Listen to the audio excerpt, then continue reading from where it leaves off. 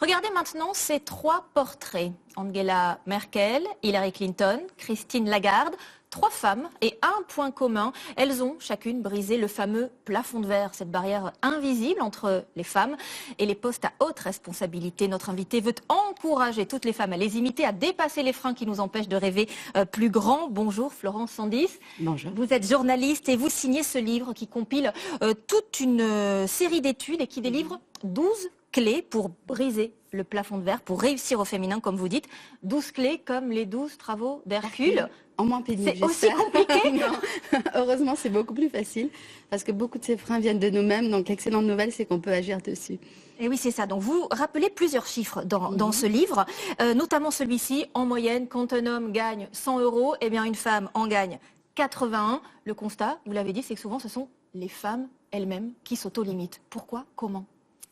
Alors déjà, on a intériorisé toutes les injonctions négatives de notre société qui est machiste quand même depuis des siècles. Donc on n'a pas élevé les filles et les petites filles de la même façon que les garçons, contrairement à ce qu'on peut penser.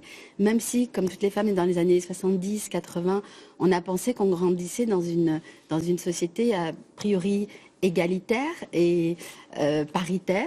Nos mères, surtout nos grands-mères, s'étaient battues pour ça dans la digne lignée des Françoise Giraud, Elisabeth Badinter, Simone Veil.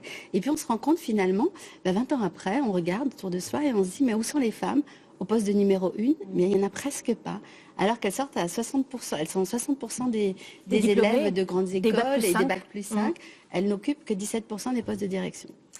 Vous nous parlez notamment de ces femmes aussi qui demandent des augmentations. Comme les hommes, elles en demandent autant, mais alors elles ne demandent pas les mêmes montants et elles ne demandent pas de la même manière. Oui. Alors comment faudrait-il s'y prendre? Elles n'osent pas, c'est tout le problème. Ça, c'est le problème. La peur, je pense, c'est le principal frein. Donc, de toutes les femmes que j'ai interviewées, il y en a une centaine, et des femmes formidables, elles m'ont toutes dit que leur principal frein était la peur. Et encore, certaines... Peur de quoi? La peur d'oser, la peur d'être mal jugée. On sait que quand une femme réussit, elle est moins bien jugée qu'un homme, c'est un fait. La peur de pas donner assez de place à sa vie privée, la volonté de vouloir être parfaite. Donc ça nous pousse à avoir peur de ne pas l'être également. Vous avez interrogé plusieurs femmes qui ont osé percer ce plafond de verre.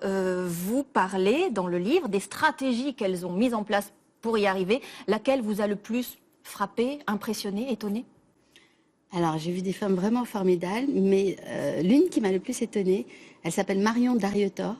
Elle a fondé, elle préside l'agence de communication Elan.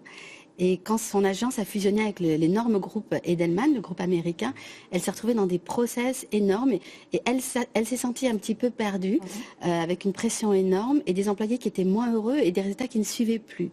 Elle a lu un livre qui s'appelle L'entreprise libérée. Elle s'est dit, bon, s'il faut que je libère mon entreprise, il faut peut-être que je me libère déjà moi-même. Elle a laissé la clé de sa société à ses employés. Elle est partie quelques semaines faire le point sur elle. Elle est revenue. Elle a réellement appliqué ce qu'on appelle un management horizontal, enlevé tous les postes de directeur. Elle s'est retrouvée avec des employés beaucoup plus heureux et elle-même s'est retrouvée beaucoup plus heureuse. Et les résultats ont suivi surtout. Voilà. Et elle a osé. C'est ce que vous disiez. Exactement. Il faut oser. Assumer aussi un management oser. Un peu différent. Pourquoi pas? Merci On n'est pas beaucoup. obligé de singer les mecs pour réussir. Merci beaucoup Florence Sandis. Votre livre, donc Briser le plafond de verre, 12 clés pour réussir au féminin. C'est en ce moment en librairie et chez Michel Lafon.